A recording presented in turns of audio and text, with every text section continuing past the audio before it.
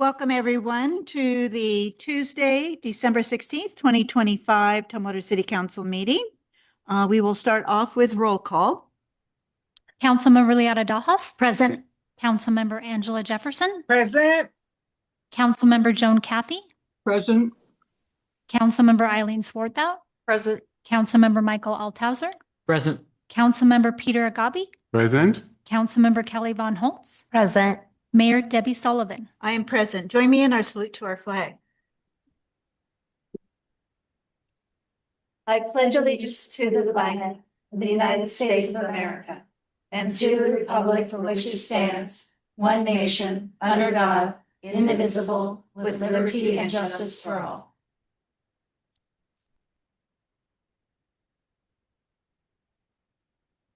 All right, we have a couple of special items this evening. The first item is the Alafia update, and Jean Angel from our staff will go ahead and introduce and get us started. Hello, friends. I have a treat for you today. As an economic development department, we are very interested in making sure that the council has an understanding and an opportunity to meet some of the businesses here in Tumwater. So this is the first in a series that we will be doing here to help bridge that gap and better connect council with some of the particularly interesting businesses that we have in Tumwater. And this is a particularly interesting business. Alafia is coming back to Tumwater, and it is my distinct pleasure to be able to introduce to you the Vice President of Operations, Andrew Reed. Andrew. I feel we should clap Thank you very much. Thank you, Council, for having us here today. Thank you, Jean, for the introduction. Thank you, Michael, for all the support you've been providing through EDC so far along the way. So yeah, my name is Andrew Reed. I work with Alafia. Apologies that our CEO Oluwanjo could not be here tonight. I know several of you all know who Oluwanjo is. He's dealing with some medical issues. He's going to be just fine, but yes, wasn't able to get out tonight. So thank you very much for having me. And I'm just going to kind of walk through where we're at, where we're headed, and answer any questions y'all might have for us. Let me see if I can figure this out. Yeah, there we go. So yeah, just kind of a little introduction here, what we're going to do, who we are, mission of the business, and our current and future plans here in Tumwater. So just to explain a little bit about, because I know everyone here knows Alafia. Alafia is who was in Tumwater for almost 20 years, I guess, before my time. So yeah. But it's very, very exciting business. Really was here a long time, big part of the community, I know. I'm just going to be kind of just, I guess, very open here about why we left and why we're coming back.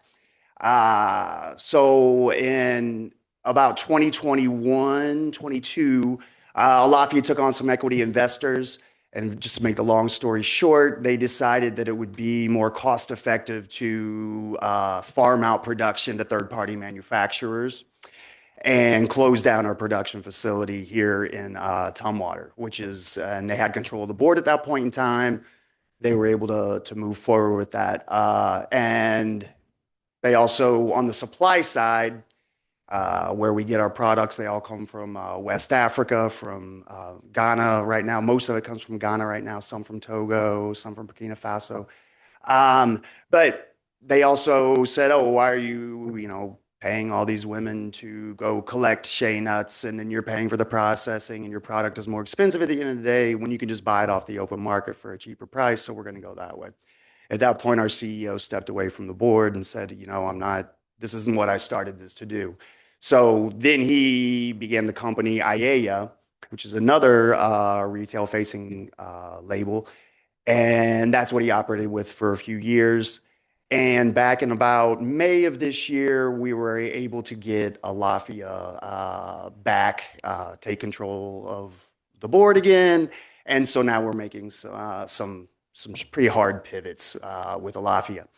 So Black Buffalo International, that's our supply side. It's broken up between the US side and the side in Ghana. And that's where I work a lot. That's where I know Oluwanjo from. I was working in Ghana, met him back in 22, 23, and we were doing some projects there. I worked with USAID at that point in time. And yeah, we were able to set some projects up, had a lot of real success on that side. And we, from the US government side, we were very interested in this business because it created opportunities in very hard to reach places in Ghana, particularly in northern Ghana is where the shea grows, and they share a border, several borders, but one of the kind of more important ones is with Burkina Faso, and there's a lot of terrorist organizations that cross that border all the time. So it gets to be one of those areas where there's just not a lot of opportunity, and the opportunities that are there are very, very negative for people living in those areas. So we're a business that's up there. We're able to produce and to provide economic opportunities for people, predominantly women, living in those areas. So I just wanted to let you all know that you'll hear kind of these different names. We're still Alafia is still it's our big brand name. That's the one everybody knows. And then we also have Black Buff, who's kind of broken things up a little bit these days. And Black Buffalo is the supply chain side. So our sort of overlying mission, we're very, very interested in community, no matter where we're working, be that on the Tumwater side or in the West Africa side. Our CEO, Oluwanjo, was born in Togo, dropped out of school in the 6th grade to work on the farm. His mother was a shea nut collector, so he just has a really big place in his heart for particularly these shea nut collectors. It's seen as it's the women's work in that part of the world to collect these nuts. And that it's, having lived so I lived and worked in Africa for more than a decade. And, poverty on that side of the world poverty's horrible wherever poverty takes place at. But I will say that, having been there for a long time, the things that you see, poverty is a different thing over there, what people are living with. So as part of our, our overall mission, we're fair trade certified. We roll profits back into community projects. And one of the big things that we do are community water wells in that part, in the communities where we're working with those collectors. And it's a really important part of what we do because it allows these communities to really grow and expand, just having access to water rather than people having to walk, spend half their day traveling to get water. They're able to get water in their community. Other communities then start coming into that community to access water. So it's ends up being a real focal point, I guess you could say, kind of in those areas. So that's one thing that we've really done a lot of maternal health programs. Most women don't have babies in hospitals, that kind of thing. So we really look for these different things, different partnerships that we can do over there on the ground to really be able to help those communities. And it's one of the big ones that they did in the past that some of you all may be aware of were the bicycles, where they would get bicycles donated here, ship those. It was into Togo at the time. And I mean, as silly as it may sound, a bicycle, what that really opens a person up to, be it a child getting to school, a parent, anybody getting to work, it really expands people's ability to move around. So it's a big deal. I'm running out of time already, so I'm going to kind of try to move through. Sorry, I'm a bit of a talker.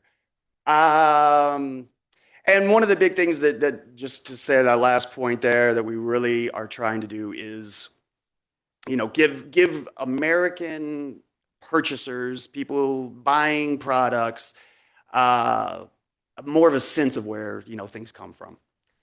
Their products come from and what those mean. And I apologize, I got some redundancies on these couple of slides, but I see a question from Councilmember Jefferson. yes, please. Yes. Do you offer tours of your facility? Public tours? We absolutely will. Yes, ma'am, when we get up and running, and we're not quite there yet. We're still waiting on a couple of machines to come in. But yes, 100%, y'all, we will extend that invite as soon as we get up and running. We'd love to have some folks come out and, see what we're doing. Maybe offer some advice, along the way. Right. And then we can add you to the Experience Olympia and Beyond website, which is our Visitors Convention Bureau website. So looking forward to it. Thank you. Wonderful. Thank you, ma'am. Thank you very much for that. So, yes, when we think about, okay, why are we coming back to, a bunch of really smart equity investors decided it made more sense to farm out this work to third-party manufacturers? Why is, I was going to say a redneck from Missouri, that's me, and then a kid from Togo, so much smarter that we can, come up with this idea to, bring it back. And well, what we've seen over the last couple of years is, we are not Procter and Gamble. We're not some big, massive company that can really move the dial with some of these third-party manufacturers that we're working with. One of the big benefits that we had in the market is the ability to quickly change based on market demand. So if, they say we don't want shea butter with chamomile in it this month, now the hot scent is patchouli. We could quickly make that shift, within our facility and be able to act, and the market really, really likes that. They really like the way that we adapt to what they need. So, but then when we work through a big third-party manufacturer, they say, okay, well, it's going to take us 6 weeks to even start moving those lines over, then another 3 weeks, blah, blah, blah, and then on down the line, and it's 3-4 months. And there's 3 different things that have happened in the market by that point. So that's on one side, we like that ability to be able to pivot and be more nimble than some of the bigger companies.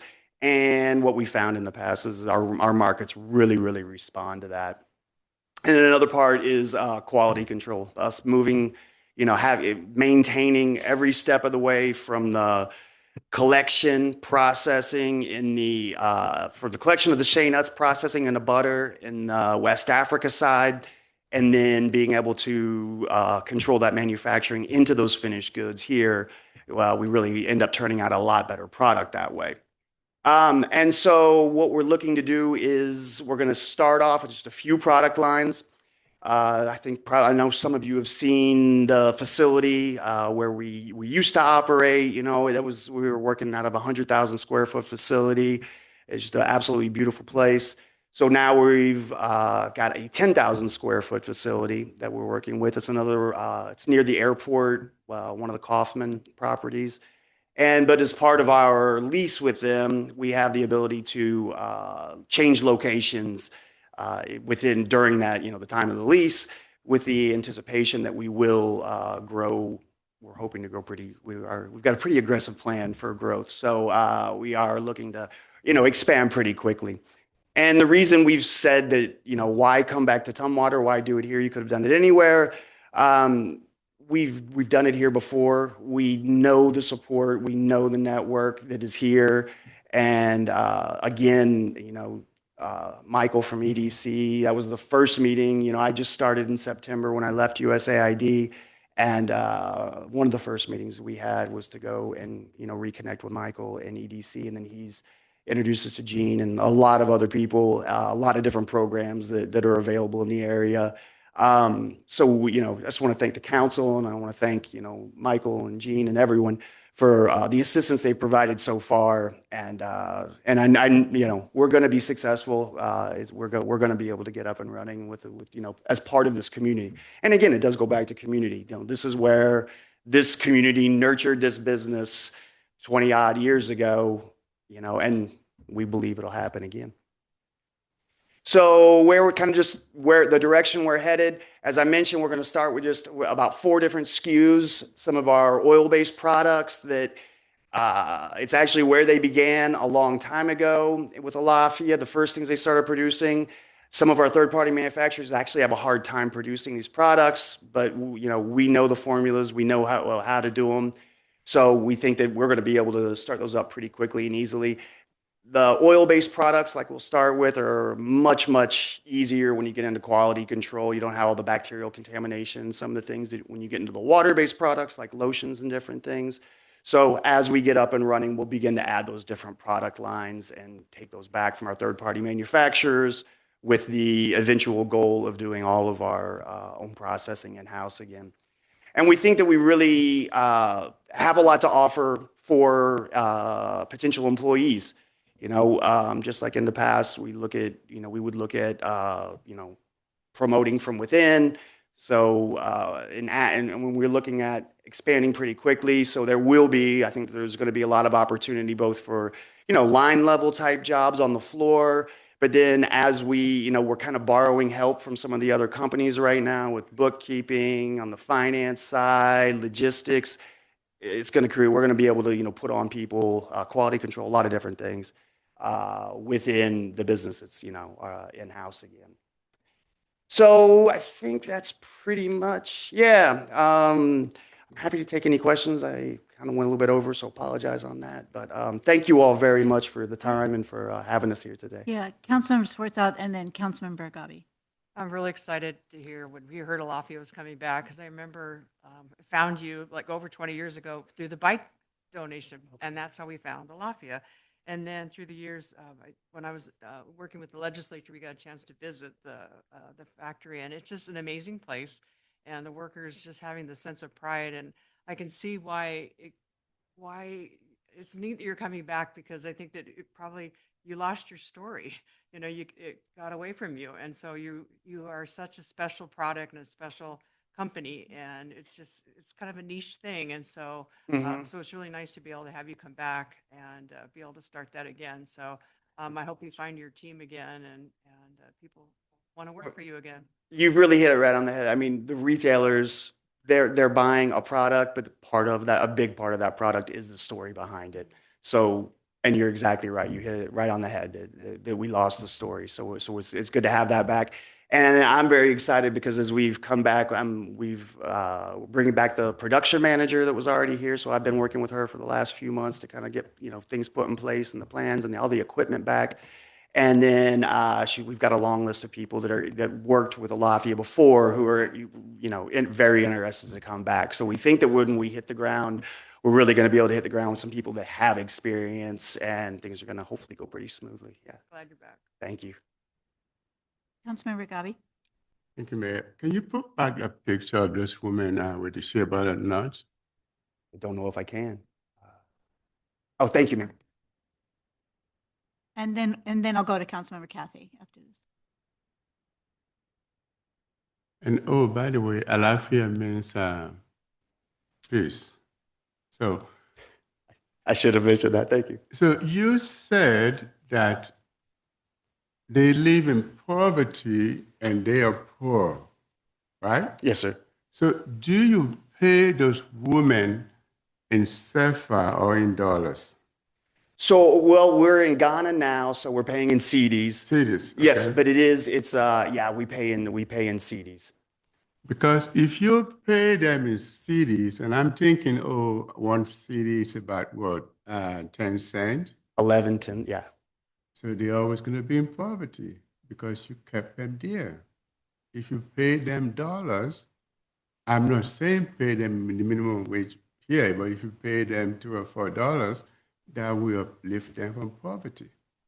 So, but for the benefit of those who are in this hall, France have those African French-speaking countries pay onto the French treasury the equivalent of, I don't know, $2 or $3 billion a year that they put into the France treasury that they cannot draw from. So country like Republic of Benin and Togo, I was born in Nigeria, that are poor and poor have to deposit $4 or $5 billion into French treasury that they don't have access to, they can't borrow from. They've been doing that since they got independent. Now you see why Africa, poor. So when you tell that story, tell a complete story why they're poor. You pay them a livable wage, you lift them out of poverty. That shea butter, if that woman earns $5 a day, that's a lot of money. But you ain't paying her $5 a day. Well, I will say that we are paying the equivalent. The CD is actually performing quite well against the dollar recently. If you look at, they've been doing quite well.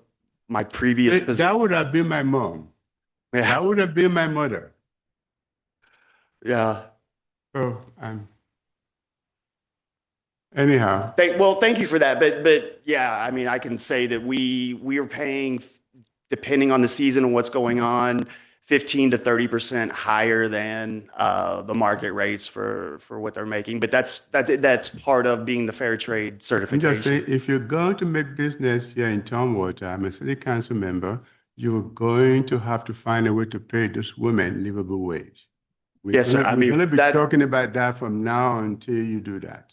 I appreciate you checking us on that, sir, because that's an extremely important part of what we're doing. Thank you, Mayor. All right. Councilmember Kathy.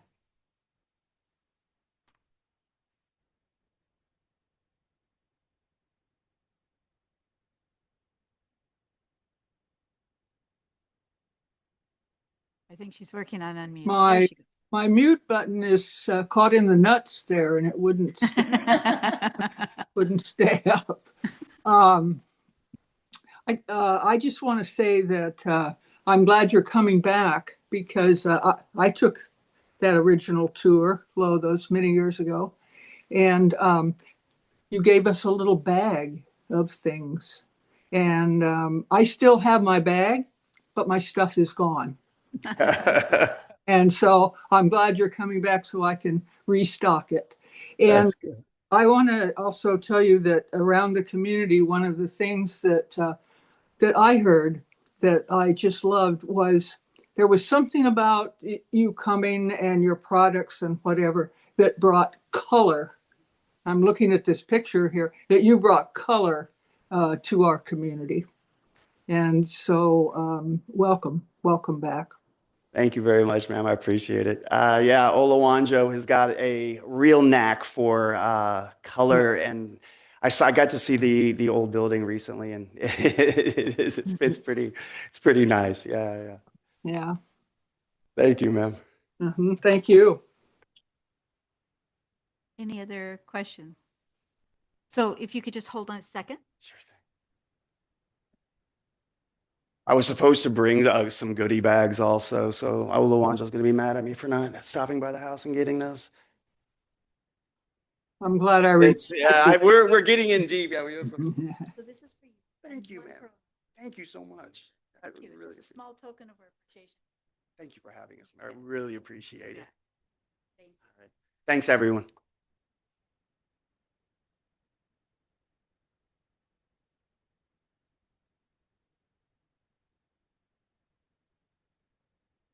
All right, with that, we will have an economic development quarterly update from Jean Angel.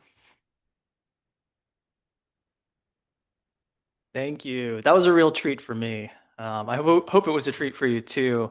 I thought I was the only one that took a tour of Alafia, so I'm happy to hear that everyone had that opportunity. I did it when I was still in university, so this has been a full circle moment for me to be able to I do almost that. thought you were going to say school, elementary school or something. No. No. I'm not that young. Okay. I have a treat for you today. This is the first economic development quarterly update that we're going to provide for you today. So your feedback is going to be really instrumental in how this goes in the future. So please, let's get into the weeds on that. This is not a line of the outline of Mount Rainier. This is actually your taxable retail sales graph here for the city of Tumwater. So let no one say that economic graphs cannot be art. That's the proof right in front of you there. I like graphs a lot. Okay, economic development in Tumwater. Economic development is a big thing. The economy is a big thing. The lens that you think about the economy can take a lot of forms. But here, economic development means brownfield redevelopment. It means recruiting new businesses into Tumwater. We just heard a great example of that. It means retaining the businesses that we have, expanding the businesses that we have into new markets. It means promoting our region through tourism, and placemaking both. And I just want to point out that we engage in these types of activities to generate the revenue that the city needs to fund the values that we have for the programs that we want to implement. Economic development is the mechanism that we use, that we have to fund those things. It's an important part of the work that we do and how we accomplish those goals. But economic development is a team sport, and we have excellent teammates. On the Recruit, Retain, Expand side, we have the Thurston Economic Development Council. The tourism promotion side, we have Experience Olympia and beyond. And I just want to say that economic development through those partnerships covers a lot of different things. It's about projecting good policy. It's about projecting stability. It's relationships, and it's also trust building. It's trust building between the city and our partners and the city and the business community. That's why it was so cool for Andrew to be able to come here and tell that story and help building that connection. It's a team sport. We have great partners. At the Thurston Economic Development Council, this year they supported 37 businesses located in Tumwater. And through a grant application provided by the city of Tumwater, they were able to expand childcare access, 77 new childcare slots in the city of Tumwater. I don't think I really have to explain how transformational getting access to childcare can be for a family, for a child. 77, it's a significant thing. Total employment in Tumwater over the last 10 years. Look, something special is happening in the city of Tumwater right now. The employment growth rate in the last 5 years, 23% increase in total employment between 2020 and 2025. The 5 years before then, just a 6% increase. We have nearly a 4x increase in our total employment growth rate just in the last 5 years. That's when I look at a lot of dramatic graphs all the time. This is a dramatic graph. And it's exciting for me personally. But one thing that I want to say is that it's this type of activity that has caused the Pew Research Center to identify our local community. So if we zoom a little bit outside of Tumwater, and we include Tumwater, Olympia, and Lacey, our metropolitan statistical area, they have identified our local community as having the second strongest middle class in the nation. So when you walk outside these doors, you're experiencing the second strongest middle class in the country. And that's not Gene, the economic developer, saying that. That's the Pew Research Center.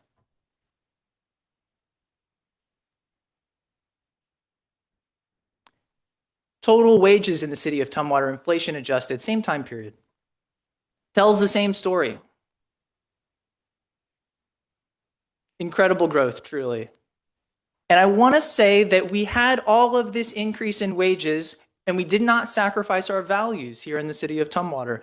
The Milken Institute, which is a research institute based in Santa Monica, again, looking at the Tumwater, Olympia, Lacey MSA, Metropolitan Statistical Area, they have identified our community as having the 4th best income equality in the nation. Not inequality, the 4th best income equality.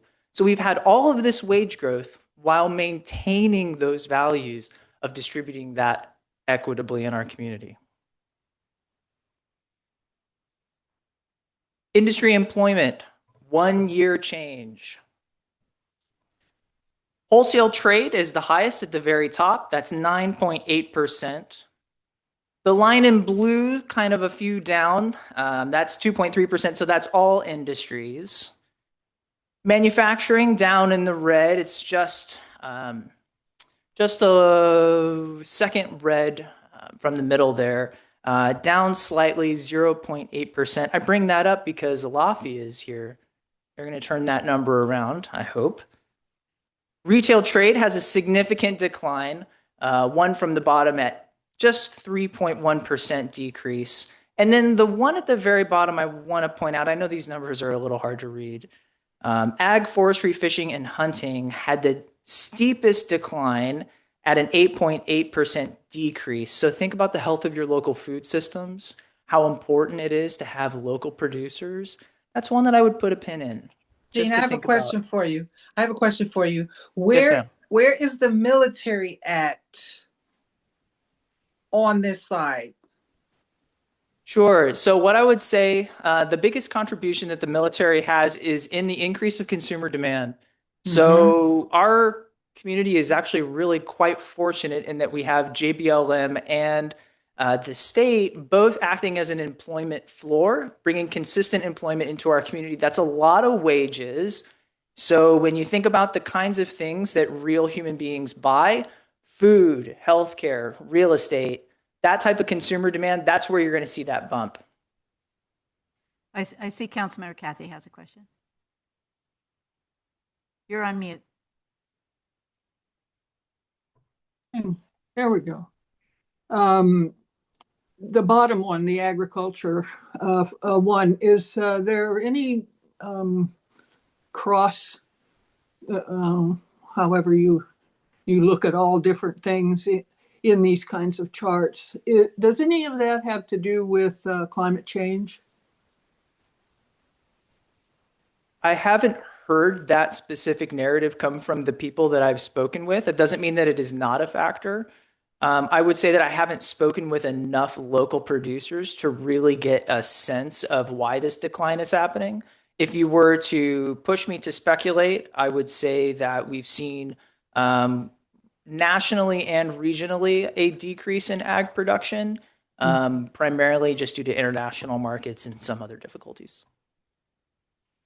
Councilmember Althauser has a question. Hold on a moment. Go ahead. Thanks, Mayor. So is this regionally? Like this is Olympia, Lacey, Tumwater, these figures? These figures here are the city of Tumwater. These are the city of Tumwater. Yes, sir. So is this employment, like let's say hypothetically, I work in Tacoma in manufacturing. Does that mean that I'm counted in employment for manufacturing, or are these jobs within the jurisdiction of the city as opposed to whether you commute outside of the jurisdiction for employment? Jobs within the jurisdiction. Okay, thank you. Good questions. Okay, look, I get to talk to a lot of people out in the community, and I'm just going to relay this to you now. There's an excitement out there about the city of Tumwater. When I speak to people, it's palpable. They're excited. They're excited about what's going on. And I largely contribute it to what happened here at the Thurston Economic Development Council's real estate forum. So we have our mayor-elect on the left talking about the importance of affordable housing and Tumwater's commitment to that.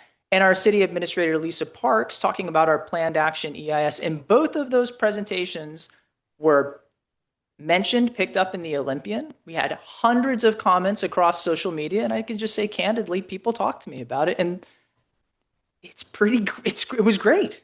It was a great thing for the city of Tumwater to be able to go out there and project that, and to sort of be seen and be understood in that way, I think was a really positive thing.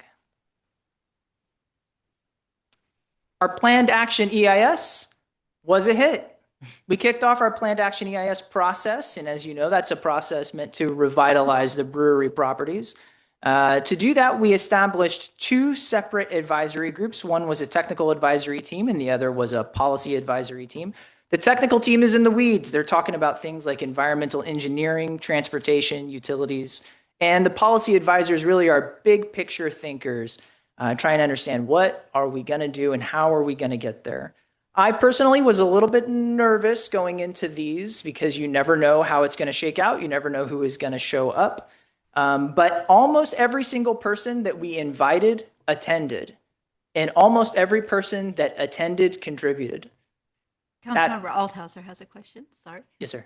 So just for folks at home who might be watching, who might be unfamiliar with the significance of sort of a planned action EIS or the longevity of that effort, can you give us sort of a brief blurb about how that's sort of an integral part to the placemaking and redevelopment of the brewery brownfield and things along those lines? Yeah, absolutely. So this is a mechanism by which we will uncover the unknown qualities of these properties.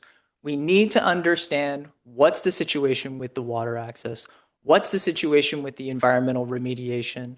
What are the built alternatives that we're going to be able to allow development to occur within? And these two committees will identify those things, make sure that the built alternatives that we have are actually possible for the private sector to build on.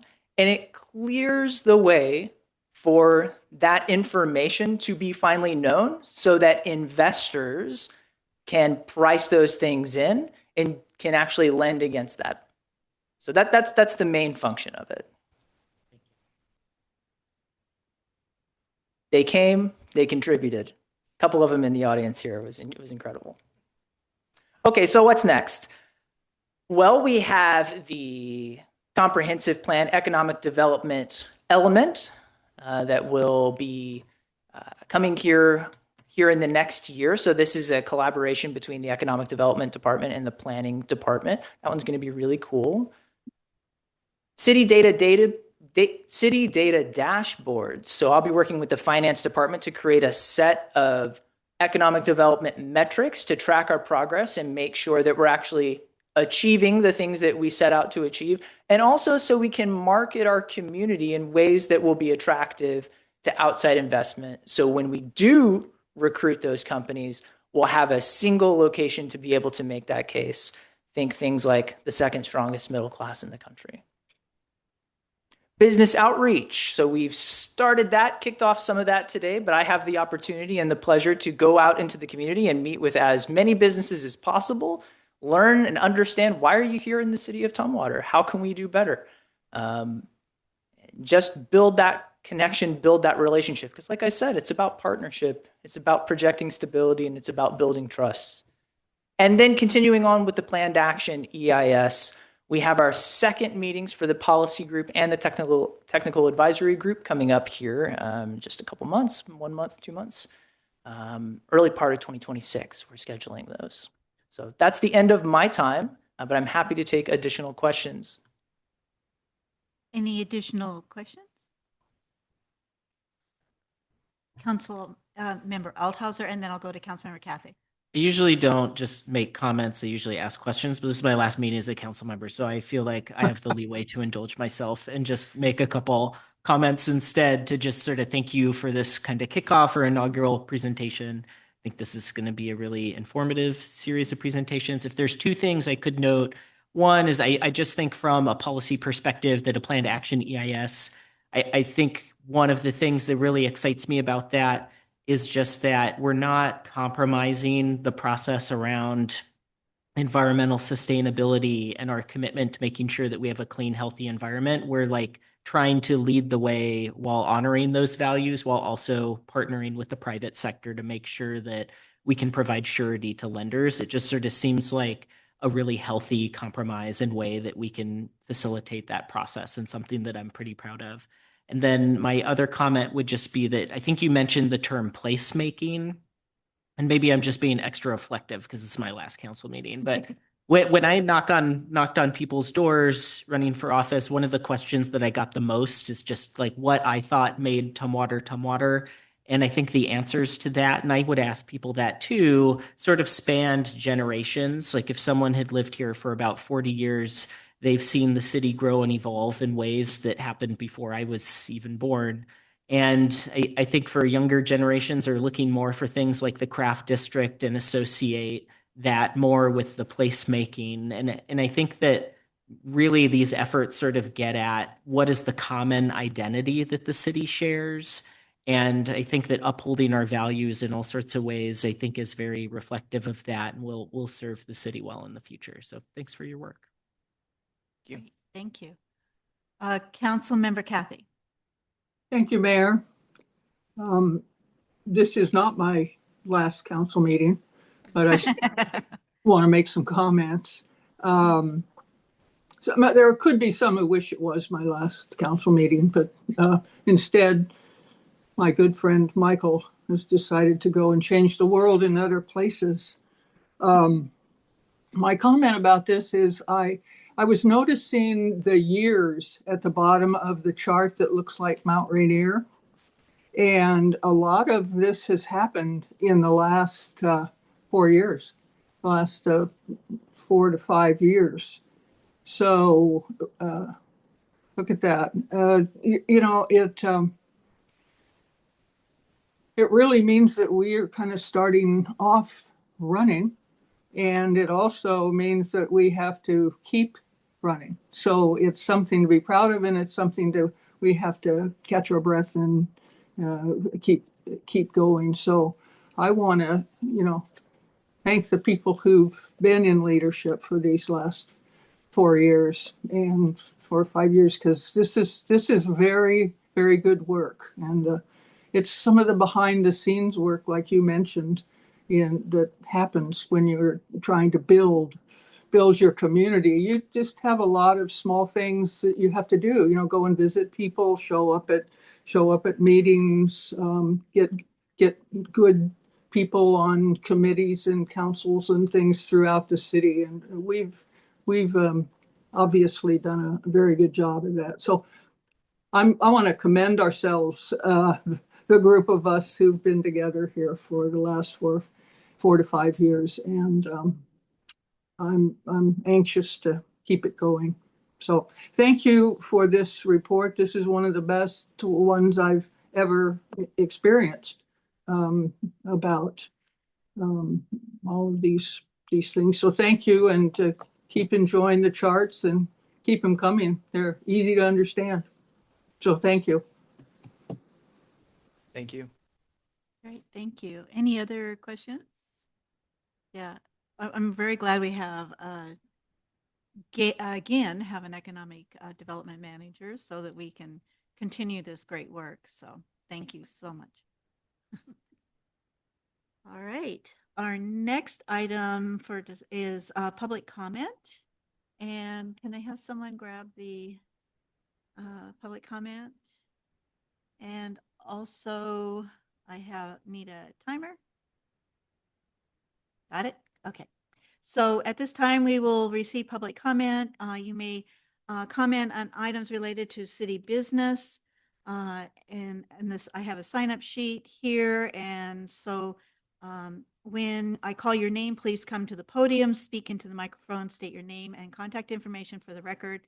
Each individual will be limited to 1 3-minute period, and we do have a clock. And their remarks, regardless of the number of topics you wish to address. All comments should be directed towards the council as a whole and not to individual council members, not to members of the audience. And request to refrain from disturbing behaviors such as booing, hissing, comments, cheering, or clapping. So do we have anyone listed online? Okay, we'll start with the first one online. If you could state your name when you're ready, state your name and your address for the records. Be Darren Caudell. Are you there?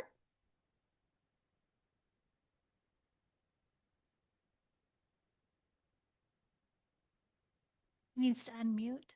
Can you unmute your, can you unmute?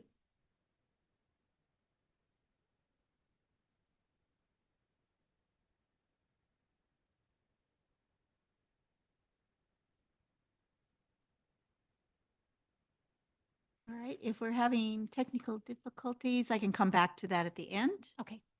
So the person I have on the list, I only have one signed up, is Dr. Lonnie Lowe. And if you could come to the podium, state your name and your address for the record. Dr. Lonnie Lowe, 855 Trosper. I'm going to read most of this because it's not my forte. Okay. I practiced in Tumwater for close to 38 years. I've had multiple businesses in Tumwater over 40 years plus. I built a brick building in Tumwater and modeled it after the old brewery, just a block from the old brewery. During that time, I was involved in Tumwater Rotary and served as their president for a couple years. I was also on the Chamber of Commerce board for Tumwater. During that time, I worked with Mayor Pete, the city manager, John Doan, Superintendent of Public Schools, John Bash, the police chief at the time, John Weeks, and the commander at the time, Jay Mason. Together, we promoted the city of Tumwater and started community service projects for the citizens of Tumwater. I realize in today's political climate, we have lost the ability to meet in the middle and to reach across the aisle and come to some agreement with the people that don't agree with our views. Chief Jay Mason, a foster parent, adopted a special needs child that he and his wife were fostering. I don't know what happened. I really don't care what happened. All I know is you guys are going to lose a good man. I was always proud to call Tumwater my home. And now I'm sorry to say that I'm ashamed of Tumwater. Thank you. Thank you. So again, that's the only person I had on the list, but we will go ahead and is the other person unmuted now? Not yet. Darren Caudell, are you wanting to speak?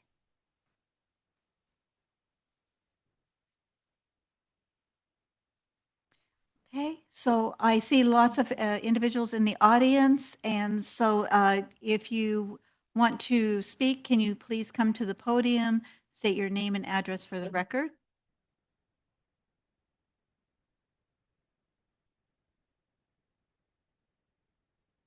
My name is Ryan Reynolds. I live at 9020 Blomberg Street, Southwest, and wanted to speak representing the Tumwater Chamber of Commerce. I'm the current president of the Tumwater Chamber. I say welcome back to the community. But to speak, reiterate a little bit the council person Kathy had said.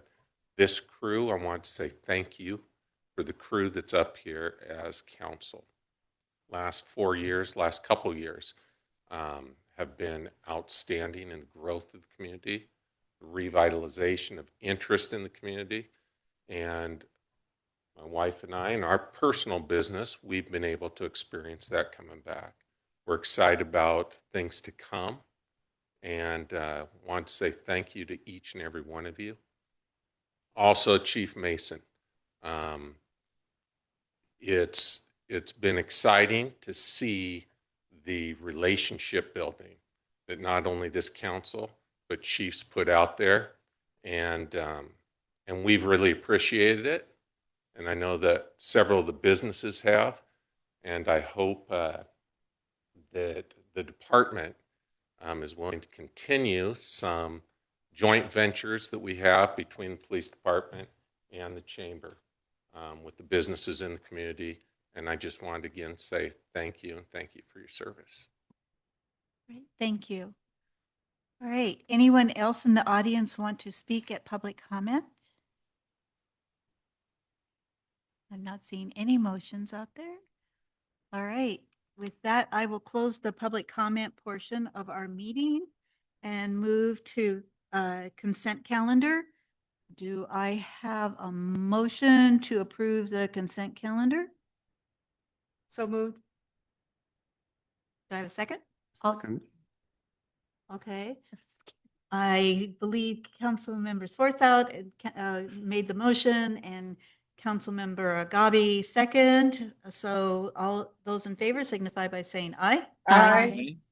Opposed, nay. All right. Motion carries. With that, we approve the minutes of the City Council work session for November 25th, approval of the minutes for December 2nd council meeting, payment vouchers, resolution number R 2025-021, which is surplus property, service provider agreement with MTN2 Coast for an on-call service amendment 1, and a purchase contract with Axion for purchase of body-worn cameras and vehicle cameras. So our next item will be council considerations. First, we'll have Troy Neumeyer for resolution number O 2025-018, the 2026 fee schedule. So go ahead. Thank you, Mayor. Good evening, council members. I'm Troy Niemeyer, Finance Director, and we have a brief presentation tonight for you about the fee resolution for 2026. So jump right in and remind everybody that this is an annual process that the city goes through. It involves all city departments because every department has at least one fee or more. And we prefer as a general rule to have small incremental increases each year instead of waiting 5 or 10 years with no fee increases and then having double or triple digit increases.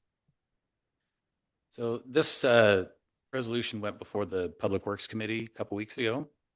And based on some of that feedback, I'm going to give you a little bit more background. And I was actually going to make a joke about the masses of people in chambers and online watching this meeting, expecting it would be empty. So thank you for attending. So this is for folks who might not know as much about our utilities or about the way the government works in this area. So for the utility funds in particular, in governmental accounting, we call those enterprise funds or business type funds. They're self-sustaining. They must cover all of their expenses, including maintenance, capital, repairs, the whole works, and also maintain reserves for emergencies. These are not supported by taxes. They're supported solely by user fees. So the people that use the utilities pay into the utilities, and that's their only stream of revenue.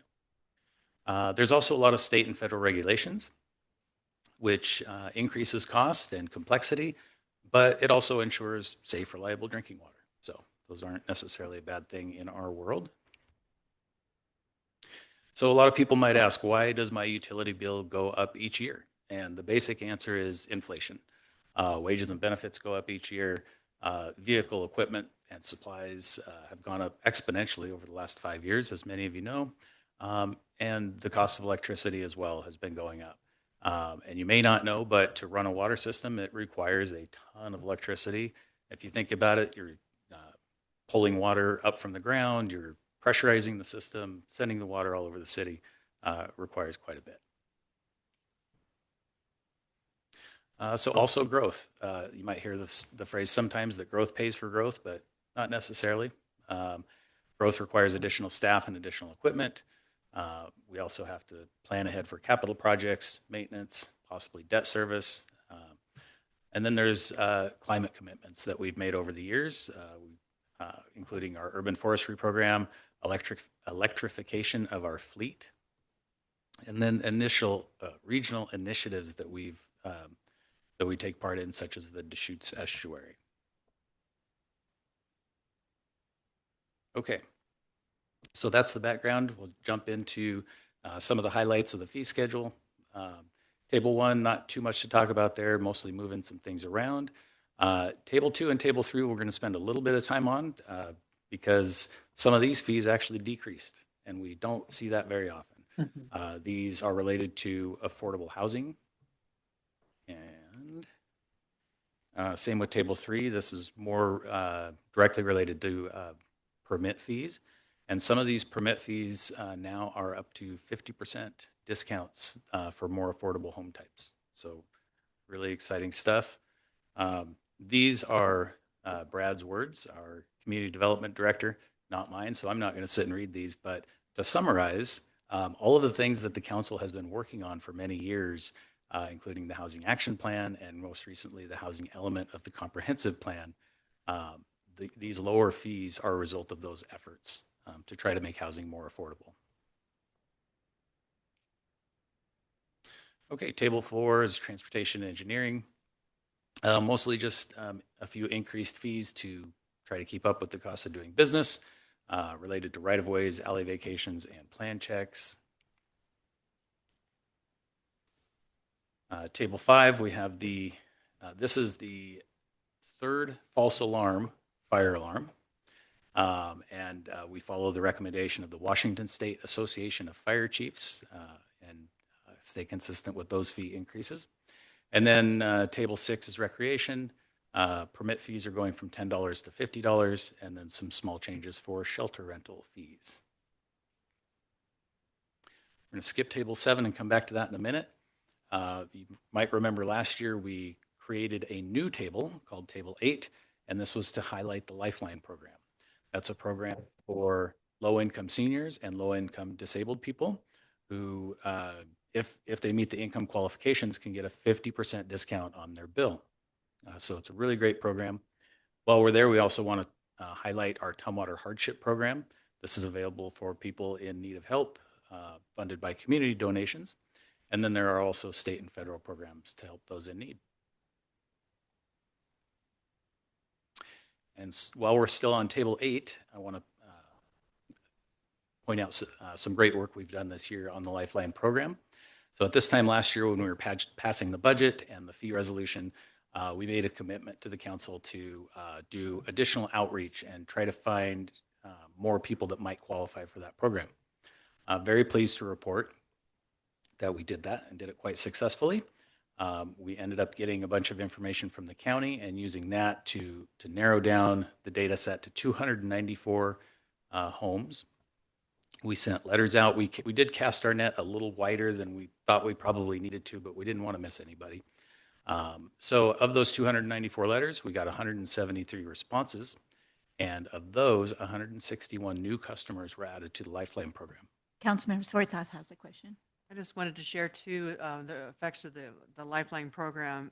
Alyssa Jones-Wood shared today. We were doing a briefing on the Lifeline program for the heat pump plan that we had, and 42% of the heat pumps went to people who were on our Lifeline program. So kudos to the people that we were doing that as well. So thank you for your efforts in getting the word out, and so we're being able to get people on heat pumps. So thank you.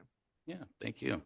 That was not me myself, as you probably know, but my great team that did this work, and really successful. And so I didn't think of it in time to make a slide for this, but at this time last year, we only had 185 people on the Lifeline program. So to add 161 to that, that's a 187% increase. So really, really good work by our staff there. Okay, and now back to table 7. This is the utility rates and kind of the big thing that affects everybody. So the sewer portion, the lot portion of the sewer rate is going up 3%. We have no control over that. Water is going up 5.5, stormwater 8, and sewer 6.5%. We talked about these numbers last year. They are the same. They haven't changed. It's factored into the budget. And I want to emphasize too that we plan for these fees or these rates, the rates we plan for years in advance. We don't, if the economy gets better, it gets worse, we don't adjust the rates based on that. This is based on long-term plans. Earlier this year, the Water Resources Division completed a 10-year rate study, which was done by Carollo. They actually recommended some higher rate increases. We decided we think we'd be good with what we had already planned for, and we tried to keep the rates at a lower rate than they recommended. But the increases in your rates they help pay for additional staff is the biggest one, but also additional equipment, electrification of the fleet, long-term capital projects, urban forestry, and the Deschutes Estuary. And this table compares the Tumwater utility rates to the City of Olympia and Lacey. So Tumwater is in the blue, City of Olympia is in the middle in the green, and Lacey is in the purple. And I won't go through all of these rates, but you can see down towards the bottom, the average new bill for a Tumwater house, residence, not a business, would come to about $150. That puts us $30.73 lower than the City of Olympia and $7.18 lower than the City of Lacey.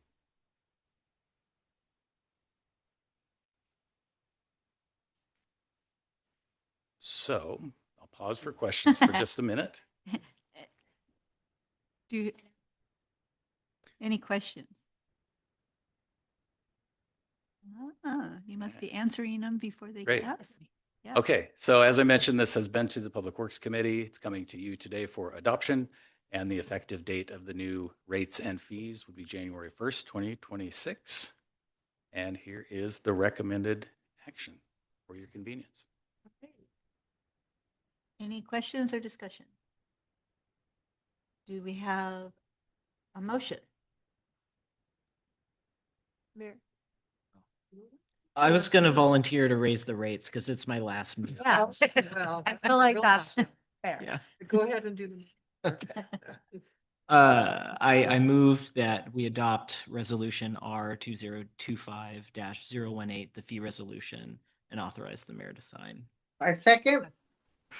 Okay, it's been moved by Councilmember Althauser, seconded by Councilmember Jefferson. Any discussion on the motion? I would just make a brief comment that jokes aside, we don't take raising the fees lightly, that this is worked into our budget and sort of built into our long-term planning. This is challenging, but I do really like the data that we got about the Lifeline program, and that sort of eases my conscience in terms of what we're doing to make sure that we have the funding to build all the projects that our community members are asking for. So thank you for your work. And I just wanted to mention, thank you, Troy. You exceeded my expectations, just doubling those numbers for our community members who need that assistance. So thank you for going out there. And I like your slides, and I wanted you to explain well when we last met at Public Works, for you to just let, our community members know, why does my fees keep going up? Because that's important. A lot of us hate fees and we hate taxes. So you did a great job explaining. Thank you. Thank you. Great. Councilmember Kathy? Thank you, Mayor. Along this same line, I see that Councilmember Althauser wants to raise the rates and race out the door and leave us with that parting piece of legislation here. I always am hesitant, and I know both sides of this raising our rates for living in Tumwater. And I think tonight we were really reminded that raising rates seems to be able to be absorbed by this middle class that we are, crowing about here and so forth. But it really hurts the people who need a lifeline.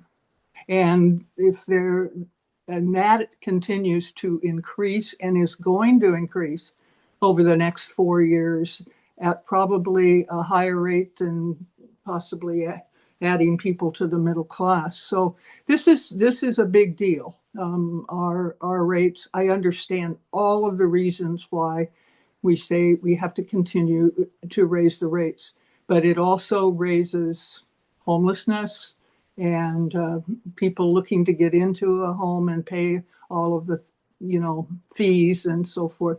It's not cheap to live in Tumwater, and I'm glad that we're doing as well as we are, but we have to take care of the people who are not in the middle class. And I really thank you, Troy, for your department sending out those letters. I remember when we started that Lifeline, and there are probably a lot more people in Tumwater that could use that and qualify for it. So I just want us to keep watching out for our neighbors who are working hard to try to put food on the table and pay these fees, and try to keep a balance here.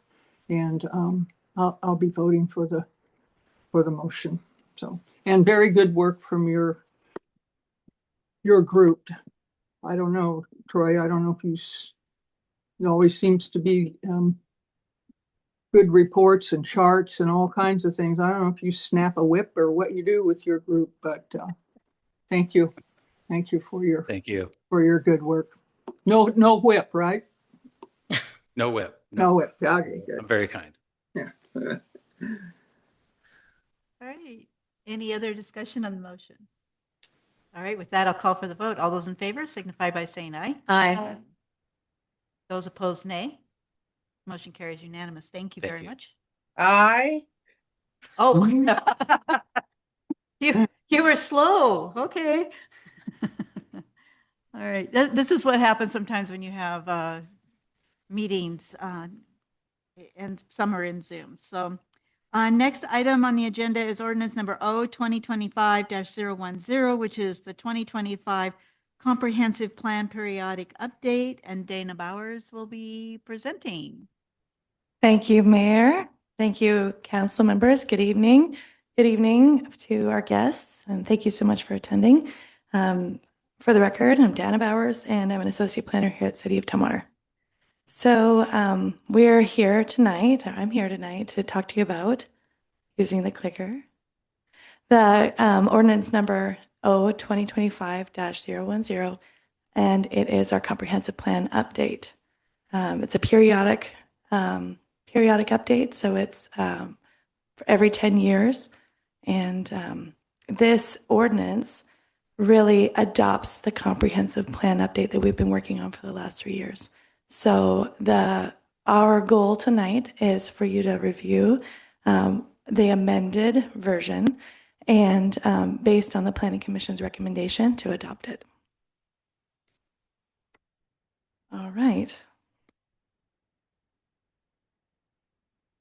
So like I said, the comprehensive plan, this is a periodic update, so it's a hefty one. It's not just our annual review and touch up a couple things. It really looks at how has our community changed in the last year and how can we better reflect that in our goals and policies, which really direct how growth and development happens in our community.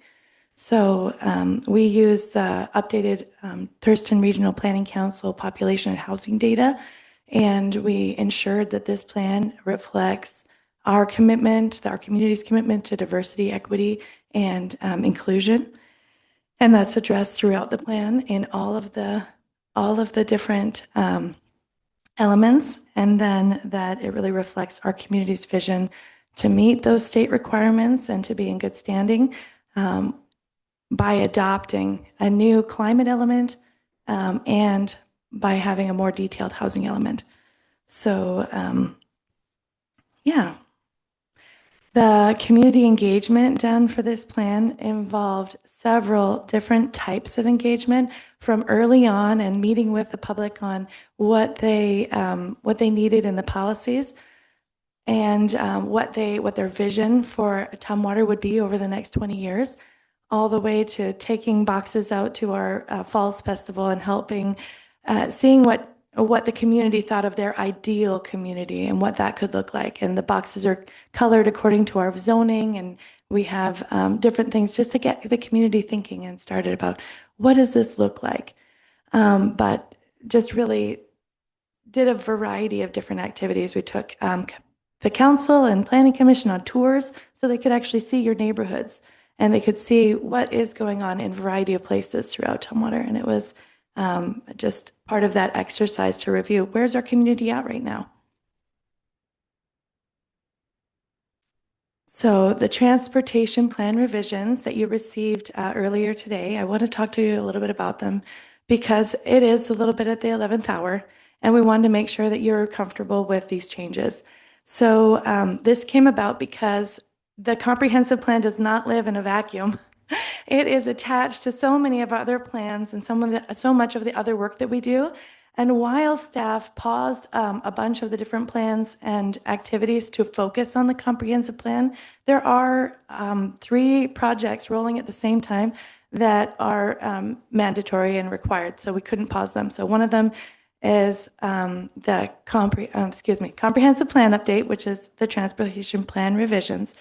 And then we also have the required capital facilities plan update. And then not required, but definitely overdue is the transportation impact fee program. So those 3 things are all happening at the same time and they all need to align and mesh together. And as we were reviewing the transportation impact fee list, then we had another opportunity to review all the tables and review all the projects. And as all of these pieces also have different timelines, capital facilities program is only a 6-year timeline. The transportation plan is a 20-year timeline, and the impact fee program can sometimes last for, depending on how much it needs to be updated, it can be 15 years before we update it again, if it's not required and not needed. So with all those overlapping timelines, some of the projects get broken out in order to meet the needs of the people. Anyway, all that to say that with these overlapping timelines, we found some discrepancies. The majority of these discrepancies were that 8 project titles needed changed, and then we had 4 projects that were identified in the capital facilities plan, but then not in the transportation plan. So we wanted to rectify that. So here are examples of the discrepancies with the title, and they seem really minor, but when we do have people looking at our plans, especially Thurston Regional Planning Council and the public, we want to be super clear about what this means and where this is happening in your community. So we have, just for example, X Street at Capitol Boulevard, versus in the transportation plan, we have X Street Roundabout in the capital facilities plan, and then X Street at Capitol Boulevard Southeast Roundabout. So that level of updates were happening here. And then we have 8 of those. And then for the projects, these projects were at the level where we're ready to go. So it was a bit of a dance and a decide, like, they're ready to go. Is this something we're including in the 20-year plan, or is this already in the works? But because they needed to be added to the transportation impact fee program, that really was the deciding factor that no, they absolutely need to be added to the transportation plan. So hopefully that makes sense why these projects came up and then why we needed to revise them. And I'm glad you had that information. I'm happy to take any questions about this revision. Any questions on that? Pause, Penguin. Yeah. Great. So I just want to talk about the rest of the revisions and the update schedule and the adoption schedule as it was presented. Moving forward. So Tumwater Municipal Code is where we get our direction for so many, if not all of the things that we do outside of some of the state legislation that we have to maintain or that we have to answer and do. So this code that we need to follow is in Tumwater Municipal Code 1860-25B, and it outlines 4 requirements that we need to make. And that's requirements that our community is looking toward that they said that they need us to do in order to update the comprehensive plan. So any of the updates to the comprehensive plan need to meet these requirements. So in our staff revisions, we conclude that the comprehensive plan periodic update meets these criteria in our Tumwater Municipal Code. That the comprehensive plan update is consistent with the Growth Management Act, that's our state legislation for growth management, and that it is internally consistent. So all the chapters talk to each other and they all agree in that they are all leading to the same place.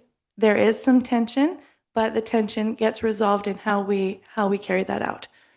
So a couple of the other conclusions that staff made were that the comprehensive plan is consistent with our neighboring jurisdictions. So you don't like drive over the road into Olympia and everything's way different.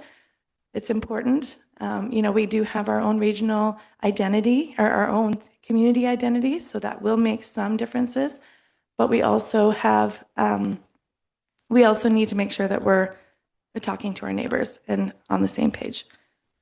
So we also, one more here. Oh, that the city has changed since 2016 and that we need to do an update. Those are staff conclusions. The Planning Commission had extensive review of the plan throughout the process. Like I said, early on, reviewing tables of how the policies reflected the vision of the community from early on, and then also into the nitty-gritty weeds of reviewing the policies themselves and making sure the wording was correct and that we had the correct definitions so it could be easily implemented.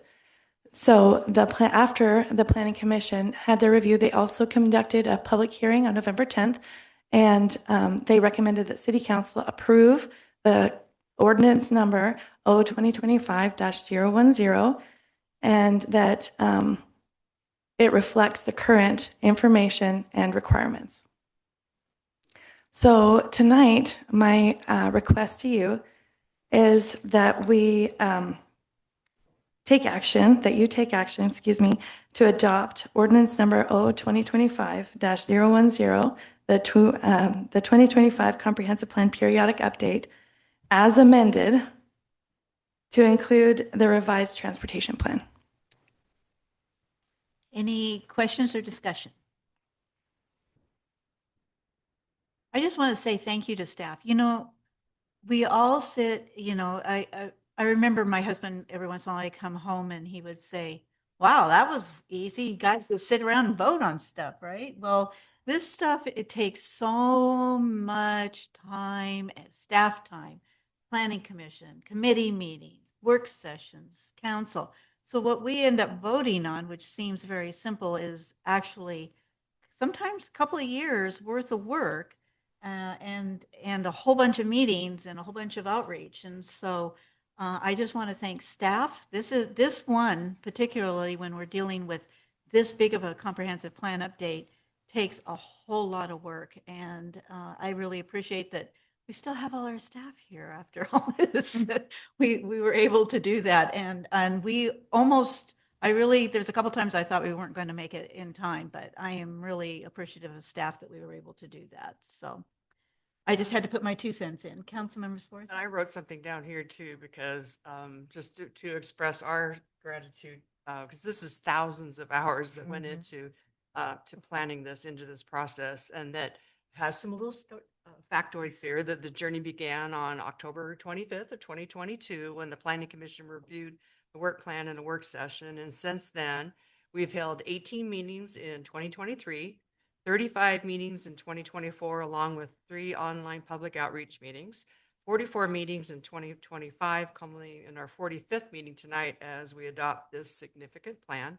And I, as well as the mayor, just want to, as she said as well, just want to extend our deepest thanks to our directors and to their staff for the hard work in creating such an extensive plan. Also want to acknowledge our communications team for their efforts in keeping our community informed throughout this process. And of course, to our community members who provided invaluable feedback. It really was a community effort, Anna. So thank you. This was a big deal. So thank you. Councilmember Von Holtz? Yeah. Same. Like when I saw Erica earlier this morning, I'm like, so how does it feel? And I was privileged to be on the Planning Commission before I got elected to City Council. And so community members, you too can be a part of the Planning Commission and get to have a say in all this. But staff was so great in spoon feeding this behemoth comprehensive plan to everyone, so it was digestible and easy to understand and easy for us to, really make sure that we were making the best decision for Tumwater. And so thank you for all of your work. Thanks to the Planning Commission and thanks for the community. Karen, did you bring copies? Yes. I just pick it up. Pick it up. And, yeah, I mean, just pick up a book and 2,335. yeah, I mean, it is. Yeah. Enjoyable reading, yes. Little light reading. Councilmember Althausen. Yeah, I would just echo the comments that have already been made, just in terms of gratitude for everyone's work on putting the plan together.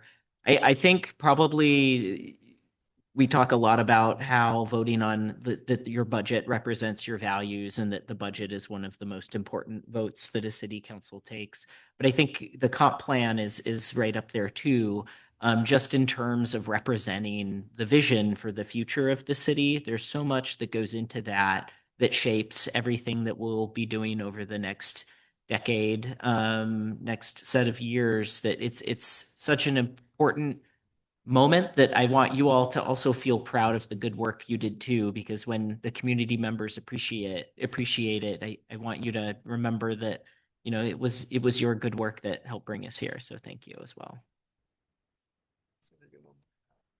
And new to this element, the comp plan this year was the climate element. And so that had not been in before. And so to add, congratulations and to the work that Alyssa Jones-Woods did on that as well. So just thank you. It reflects our Tumwater values. So I really appreciate all the work that went into it. Great. Anything else? All right, with that, I'll call for the vote. All those in favor of I think we need we need a motion. I mean, she is so excited. We're so excited. Okay, does anybody want to make a motion? Okay, Councilmember Althausen. I move that we adopt ordinance number 2025-010, the 2025 Comprehensive Plan Periodic Update, as amended to include the revised transportation plan. Second. Been moved by Councilmember Althauser, second by Councilmember Dahlhoff. Any more discussion on the motion? All right, with that, I'll call for the vote. All those in favor signify by saying aye. Aye. All those opposed, nay. Motion carries unanimous. Thank you, everyone. Thank you. Dana, does that mean that we don't have general government anymore because we just finished all this work, right? Or like We're all done. we don't. You we're all done, wish. right? Okay. Great, thank you. We're all dismissed. Not quite. We got more meeting to go. All right. Next item on the agenda is ordinance number 2025-011, the 2025 Development Code Periodic Update. And we have Erica Smith Erickson to present. Thank you. Yeah, thank you, Mayor, and good evening, council members.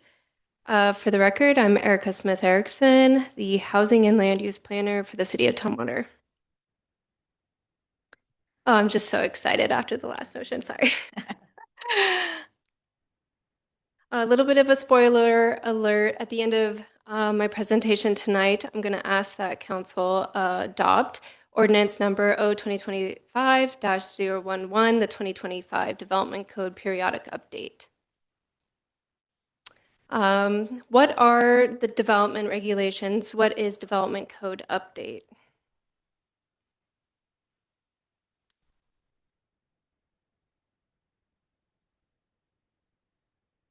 Development regulations, Development regulations identify what, where, and how a proposal can happen in Tumwater. The citywide design guidelines ensure attractive functional development, and our zoning map identifies location and boundaries of zone districts, such as our residential, commercial, and industrial zones. Some of the specific housing-related amendments that are addressed in this periodic update, middle housing.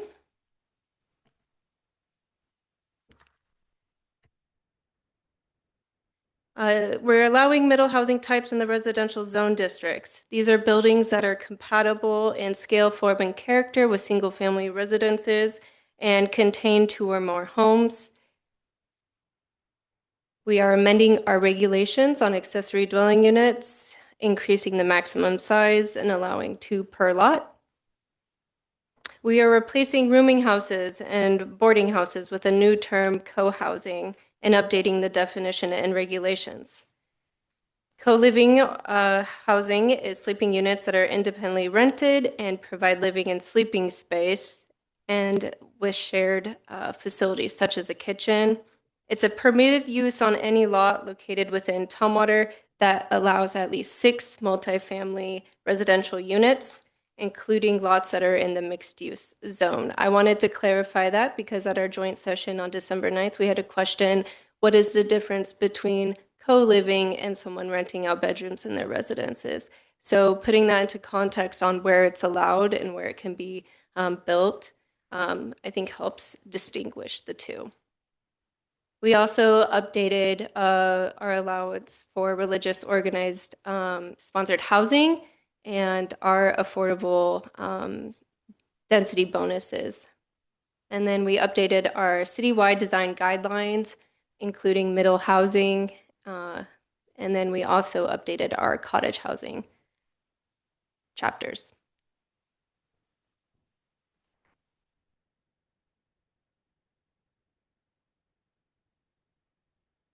For our public approval process, we, as council member Swarthout had pointed out, we had a lot of meetings, a lot of touch points throughout the process. With the development code update, we did meet with the Planning Commission a little more often than this, but for the actual public approval process, we've been working with them since October of this year.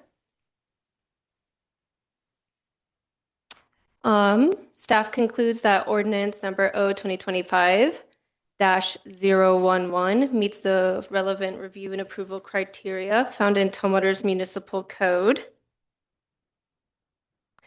Text amendments and rezones outlined in Chapter 1860. After a public hearing on December 9th, 2025, the Planning Commission recommended City Council approve Development Code Periodic Update by ordinance number 2025-011. And as promised, I would like to ask the council to adopt ordinance number 2025-011, the Development Code Periodic Update. Thank you. Any questions or comments? All right, do I hear a motion? Does Michael want to do all of them tonight? I No. Michael should do all of them. No. Michael should do all of them. It's his last meeting. Okay. Twist my arm. I move that we adopt ordinance number 2025-011, the development code periodic update. I'll second. Okay, it's been moved by Councilmember Althauser, seconded by Councilmember Von Holtz. Any discussion on the motion? I'll make brief. Councilmember Althauser. May as well. I'm speaking on everything. I think this is also a very important vote that we're taking. A lot of these changes were mandated by the state, but that doesn't mean that they won't be helpful for us. These are some things that our neighbors have already done, and I think we're aligning in a few ways. But I think really what this is going to do in the long term is help shore up our housing so that we can meet that need of about 5,000 new units over the next 10 or so years. So I'm pleased to vote in support of it tonight. Any other comments or questions? It's actually closer to 9,000 units. Look, it doubled. Great. I just want to compliment Michael too on this. You know, he is going to have his name on a lot of things he did the night he was leaving, and people were probably going to wonder where he's been in some of the other meetings, I guess. But it's good to pad your record here, Michael. But I want to compliment Michael on the work that he's done as the member of the Regional Housing Council. He has also served as the chair of that. And many of these housing things that are going on and being planned for in this community, Michael's been a part of for a number of years, countywide. So he knows a lot about housing and about the needs, and kind of was a very good watchdog as we've gone through what we as Tumwater are trying to do for affordable housing and more housing and like our new ways of classifying housing and so forth. So Michael, thanks for all of that specific work that you've done on housing. It's been good, very good. I just wanted to throw that in before I voted on this also. Any other comments? All right, with that, I'll call for the vote. All those in favor signify by saying aye. Aye. Those opposed, nay. Motion carries unanimous. Thank you very much. Yeah, thank you. All right, the next item or the final item under council considerations is Timberline Library Agreement Amendment 1, and City Administrator Karen Patrick will be presenting. City Attorney, what did I say? Oh, geez. Well, because it's usually the City Administrator who's on vacation right now. I appreciate that, but I do enjoy. You don't want that. You don't want position here of another city job. attorney. I am stepping in for our city administrator on this item. And I hope you won't feel like I'm not presenting you with enough pages, because this is two. So tonight I'm here to ask you to authorize the mayor to sign the First Amendment to the agreement between the City of Tumwater and the Timberland Regional Library. The City and Timberland Regional Library entered into an agreement in 2015 with an initial 10-year term. That term expired in November, and we would like to ask for a short extension while we negotiate the next 5-year extension of that agreement. So that's why we're here tonight. It's been reviewed by Timberland Library as well, and they will take it to their board tomorrow, I believe. And I'm happy to try and answer any questions, but really all this is a 7-month extension. Any questions? Gives everyone time to have more discussion. To read the 2 pages. All right. With that, I will go ahead. Is there a motion? Michael?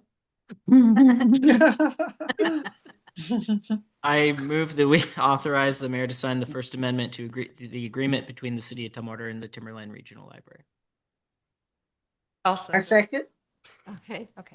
I think Councilmember Swarthout was a little quicker. So with that, it's been moved by Councilmember Althauser, second by Councilmember Swarthout. Any questions, discussion on the motion? All right, with that, I'll call for the vote. All those in favor signify by saying aye. Aye. And those opposed, nay. Motion carries. Thank you. Thank you. And I want to say appreciation to all the council members for attending this evening, because sometimes things come up and because we needed everyone here for these particular items. So that's great that everyone was able to make it. So with that, we are now going to start with committee reports. First one is Public Health and Safety Committee, Councilmember Gabi. Thank you, Mayor. We have a public and safety meeting, I believe, last week, Tuesday. And on our agenda, we have a Station T2 remodeling. And we have, for the second item, we have the body-worn camera by the police. And that presentation was informative in the sense that Chief Mason had told us that if the agreement was signed, I believe, in December instead of January, that would save us a whole lot of money. So that contract was what we put on our consent calendar for tonight, so that did pass. So in terms of a timeline of when those cameras were going to be worn by officers, that is still being worked out. So those are the two things on our calendar that we discussed last Tuesday. Great, thank you. General Government Committee, Councilmember Althauser.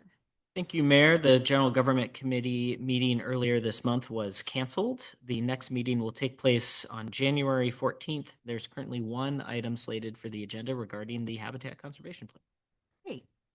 Great. The Public Works Committee, Councilmember Swarthout. Public Works Committee meeting on December 18th has been canceled. Good meeting. Year-end things, as always.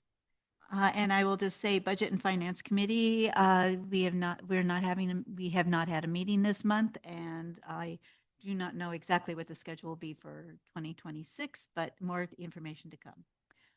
Next is council member reports, and I will start with Council Member Von Holtz. Sorry, I should give you a heads up before I do that. Yeah. I just have some, I don't really have anything to report on. I have intercity transit. Peter stole everything I would say about public health and safety, except for I'm really excited about all we did get done on Tuesday. But this is our last meeting together. And so it's kind of a pivotal moment. And Michael, I just wanted to thank you. The very first time we sat and talked at Sweet Magnolia when I was running, I walked away from that meeting thinking, wow, you are just, what a kind human, what a good human being, and how lucky I have been to be able to sit at this dais with you for the last 2 years. And so I really appreciate all that you've done, and I'm really going to miss your calm demeanor. I think the mayor mentioned how you really have a way of putting things into perspective, and you're so smart and you're so talented, and I'm really going to miss sitting up here with you. Mayor Sullivan, I just want to acknowledge your hard work. I mean, Planning Commission, City Council, and Mayor, all you've given to the city is not unrecognized. And, you know, we're about ready to step into new beginnings. So Mayor-elect Dahlhoff, thank you for running and for loving Tumwater. And I'm really excited for where we've been and where we're going. So thank you. Great, thank you. Councilmember Agabi. Thank you, Mayor. So I am massively disappointed tonight because I had been told that you were going to be retiring, and it was a Christmas occasion, and we were supposed to dress accordingly. So I took a shower, put on my clothes, And here I am, no music, no food. Well, that's okay. I'll get over it. So on a more serious note, I spoke about the public and safety meeting that I attended last Tuesday, and then the following Wednesday, I attended the transportation board meeting. And at that board meeting, we talked about, for the life of me, it was a lot of discussion about transportation relating to I-5.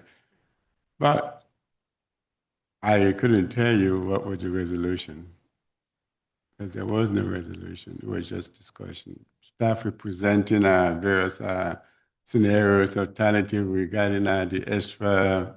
It's not an HOV lane. That's what it is.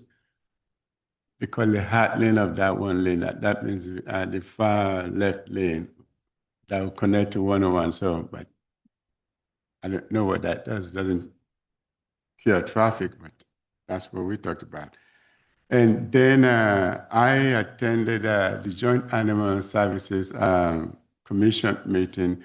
Usually in December, we vote on our next year calendar, budget, and that's what we did. So previously in November, we had sent letters to all our partner jurisdictions that we will hold their rate steady instead of increasing. And in doing that, Toyota will have had some few less dollars to pay. But when we got together and discussed, in doing that, we will have had to go to reserves. And we didn't want to go to reserves to do that. So we rescinded the letter that was sent to Toyota, Olympia, and Lacey that they would pay less rate or hold rate steady. So we adopted the budget on last week, Wednesday. So on that note, since this is your last meeting, I wish you well. And Michael, I say so long, and wish you all the best. And hopefully somewhere along the line, we will all sit down together and talk policies and talk whatever. So it's been a pleasure working with you, Mayor, and with Michael. Good luck. Thank you. All right. Councilmember Dahlhoff. Thank you, Mayor. I wrapped up some of my assignments this month, Thurston County 911, LOT. And so council received the email, right? How the mayor in the past has sent the assignments. So knowing that mine are all going to be open, right? I know that there's been some preferences listed. So if you could just make sure to choose my committees, that would be great. Okay. And also I just want to take a moment to talk about Debbie and Michael, mayor and council member, and Chief Mason. That transitions in leadership give us a chance to reflect on what has been accomplished and also to look ahead. The role of mayor is bigger than any one person, and Debbie's dedication to our community she's left a legacy from everything she's done in her love of community. And so I thank Debbie, grateful for that. Extend my gratitude to Councilmember Althauser as he concludes his time on council. His contributions have helped shape Tumwater's path. We're not losing him. He's going to have other projects, so he'll be testifying over there soon enough. His commitment to service leaves a lasting impact on us and our community. So you two will be both deeply missed, but I feel like we're going to see you. Like, I feel like we're going to see the mayor, like, in a Volkswagen Bug, like driving by and like honking the horn. And we're going to see her at car shows, and she's going to be traveling and showing us her poker wins. Like, just big chapters for both of you. And I wanted to note my respect for Chief Mason.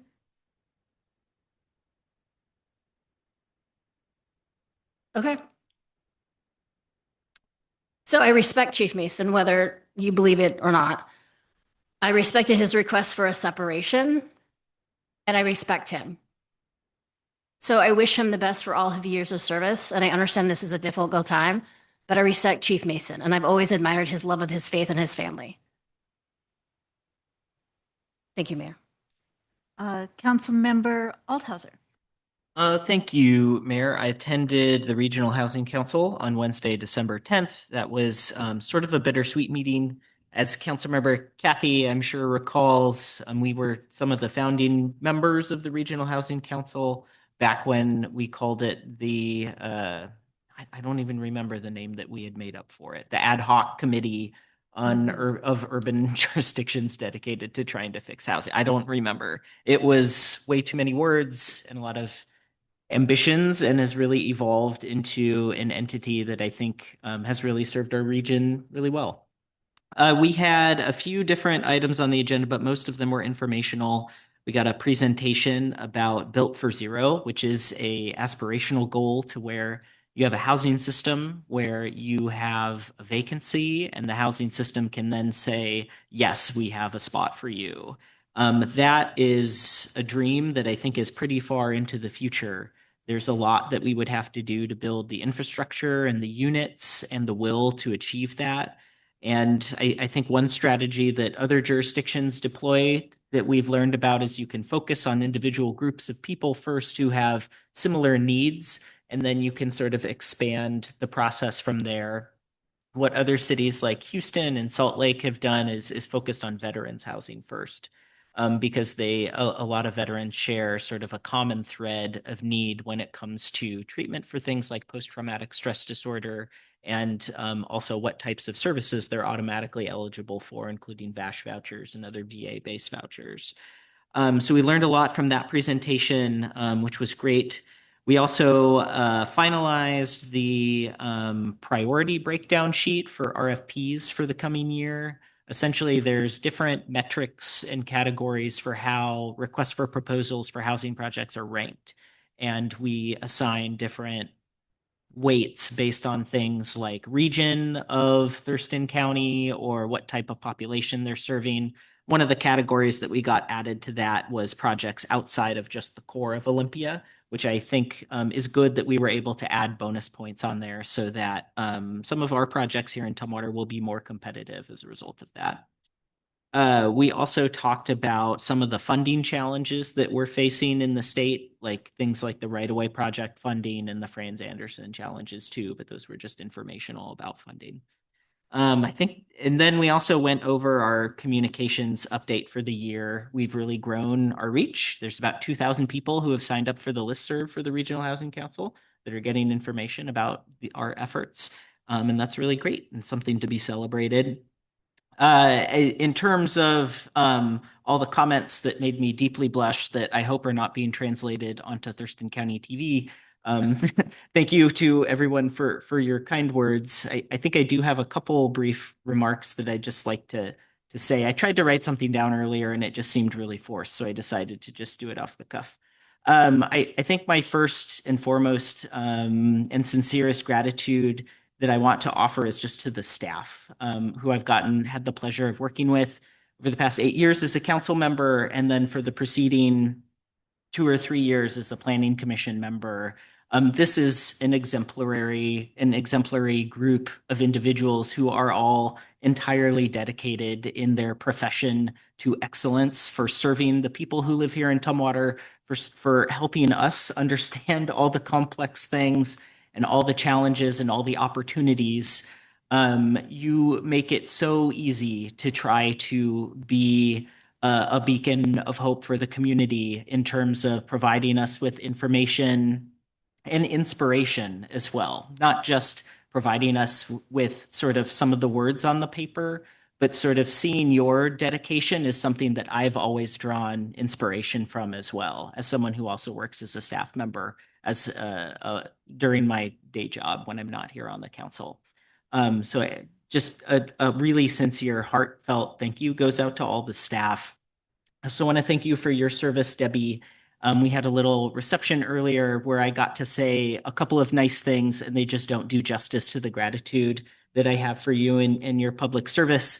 If I had to try to boil it down, I think that you ultimately have tried to use your time to craft a community that is welcoming to everyone, accepting of everyone, and provides an equitable opportunity for people to thrive. I've seen that throughout your years of service, and I'm grateful for that. I also want to offer a congratulations to you, incoming mayor. I am so excited for your term. I'm excited to see the directions that you take the city. And I know that in your heart, you'll keep all of us sort of in your thoughts, all of us community members, as we reach out and send you suggestions and feedback and thoughts. And I know that your heart is in the right place and that you'll try to lead the city forward in the best way that you know how. And I have a lot of confidence in your ability to succeed in that. And I also just want to thank everyone else on the dais. God, I've been talking for so long already. You are a tremendous, incredibly talented group of individuals, and I feel so proud to call you all colleagues on this council. And it's been a really, really great opportunity to learn alongside you. Thank you for your patience and for your grace as I ask questions and prod and try to understand perspectives and goals and policies. You've been so welcoming to me and so kind. So thank you all. Thank you. Councilmember Swarthout.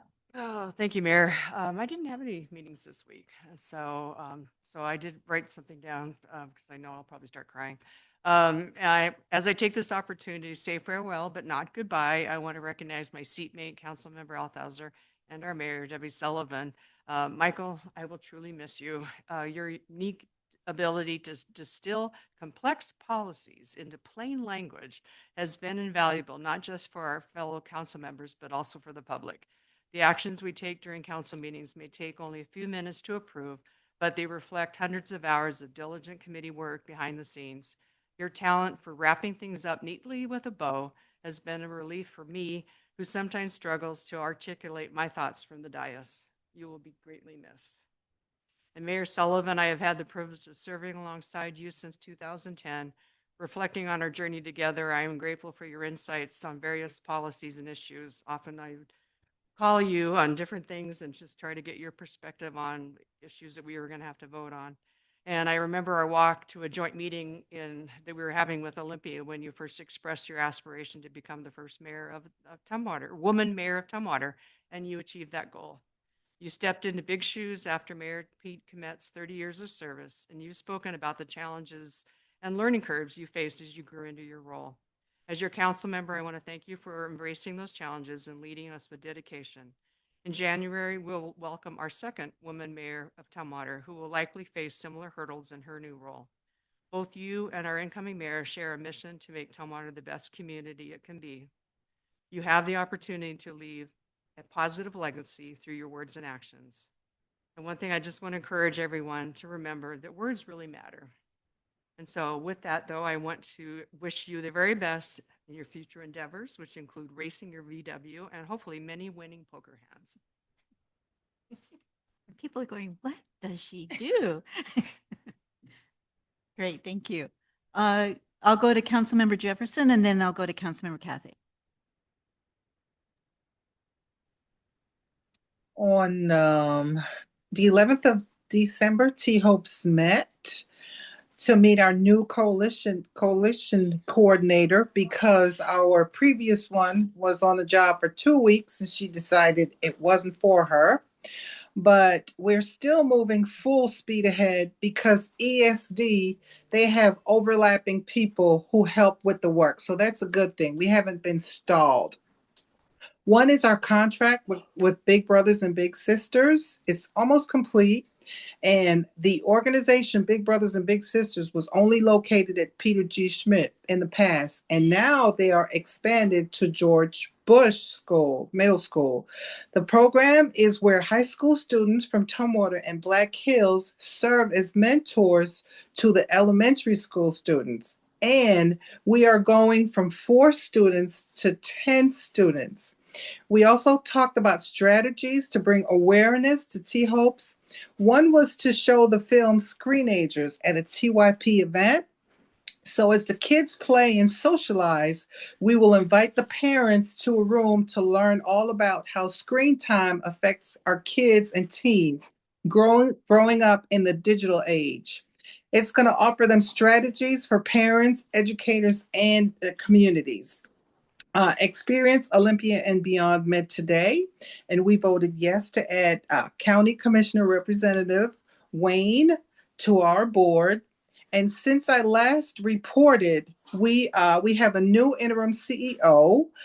Her name is Shauna Stewart. Her contract is for 9 months. She is currently connecting with our partners and doing a needs assessment.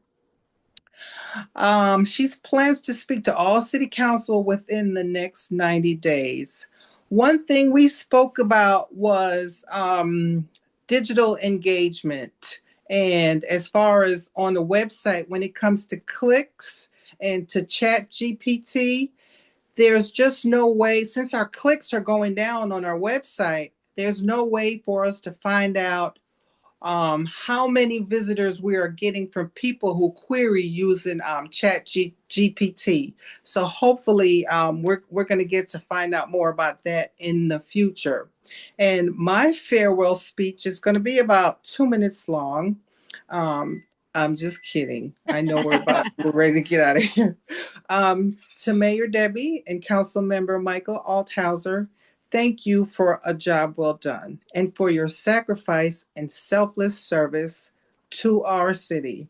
As you saw from Jean's slide on economic development, Tumwater is on an upward trajectory. That's due to your work, staff's work.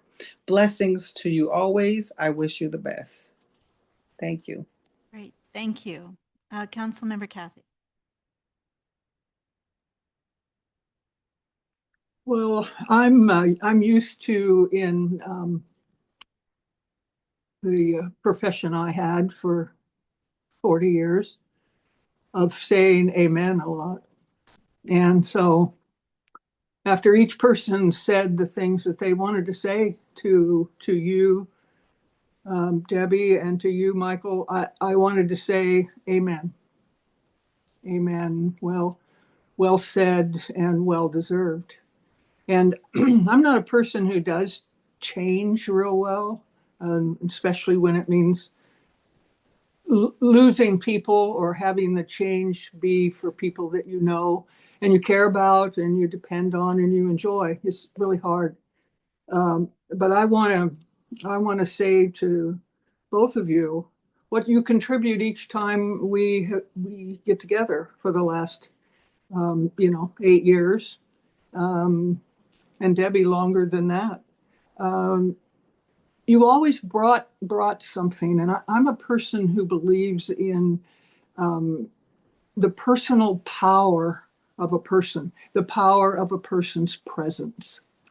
And both of you have always brought a presence to your work, to your and to the council and to conversations and to humor and so forth. And I'm listening tonight, and I'm hoping that in the future, what we have said to and about both of you, which is, I can tell, sincere and from our hearts, that's the way we can continue to be, that we can use good words about each other going forward, that we can see the best in each other, and we're going to make mistakes, and we're going to, all of that kind of stuff. All of us know that.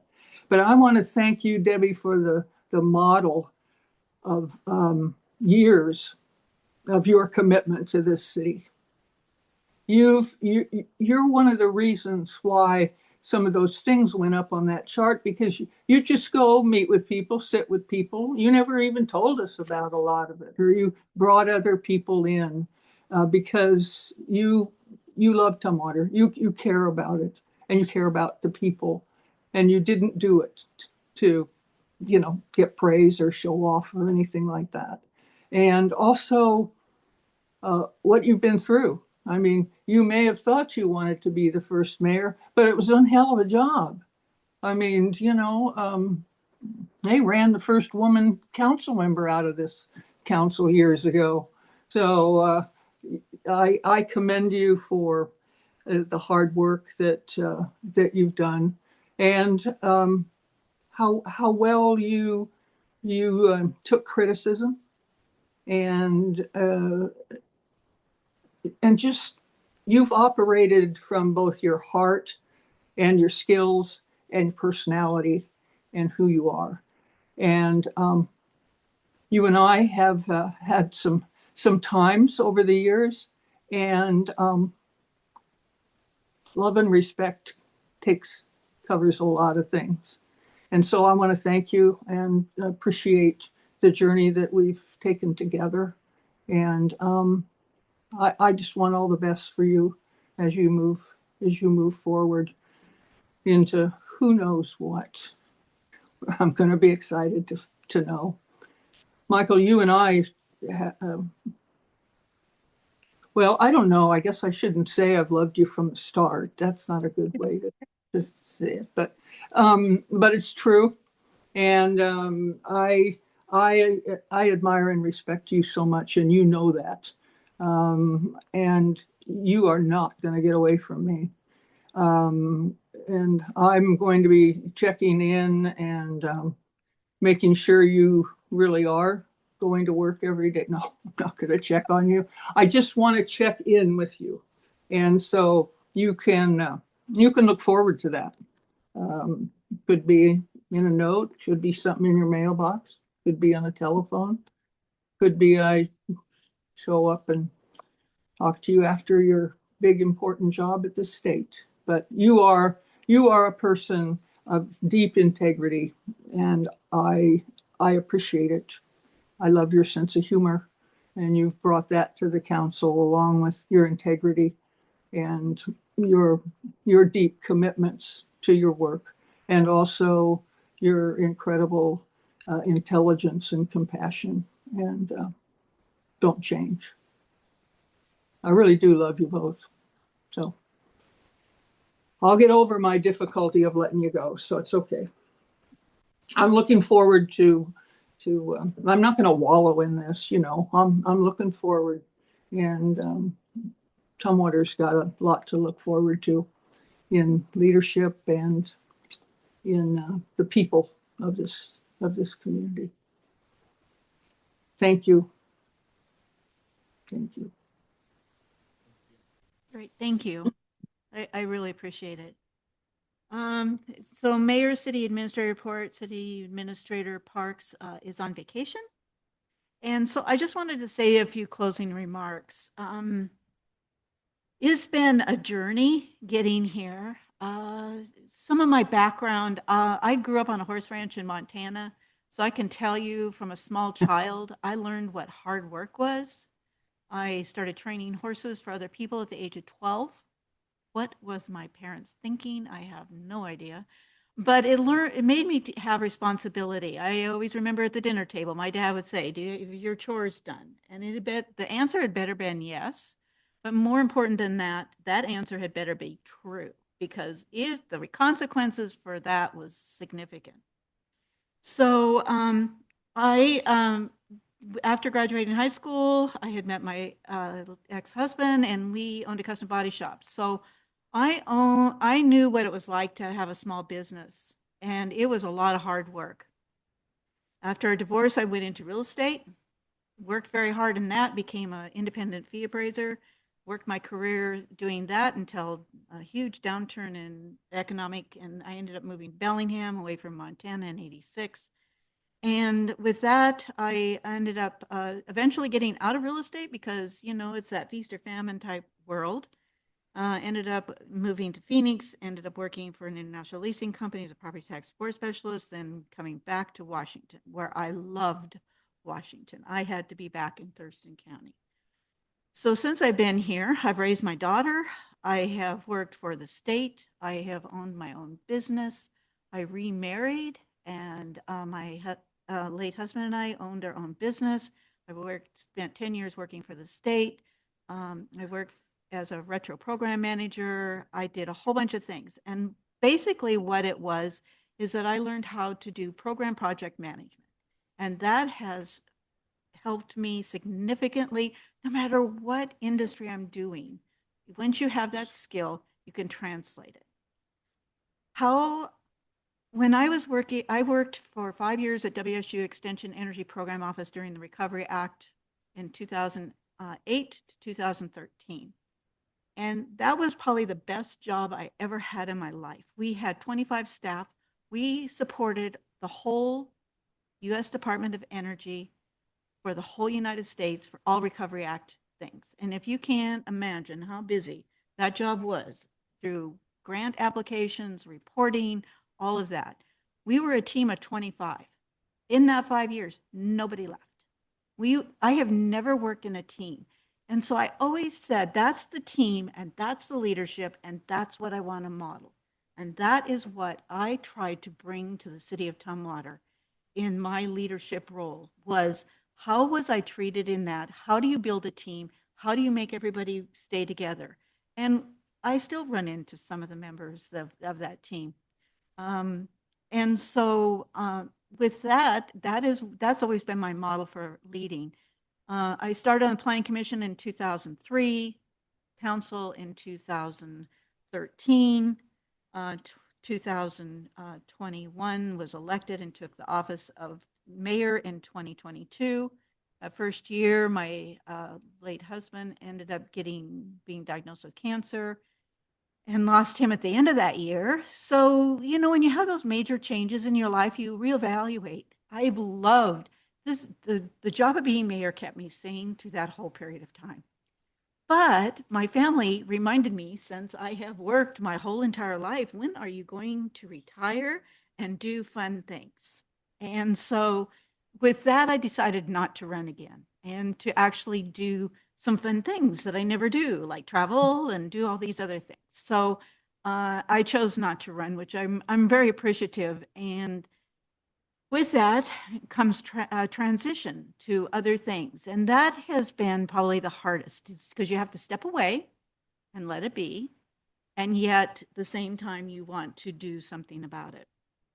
When I chose to be mayor, I talked to Pete Commit a couple of years before that and said, I really am interested in being mayor, but I'm not going to run against you because that would just be really stupid. So I said, if you choose not to, please consider me. Through that whole year that I was running and to that, he mentored me. So I understood what this job is.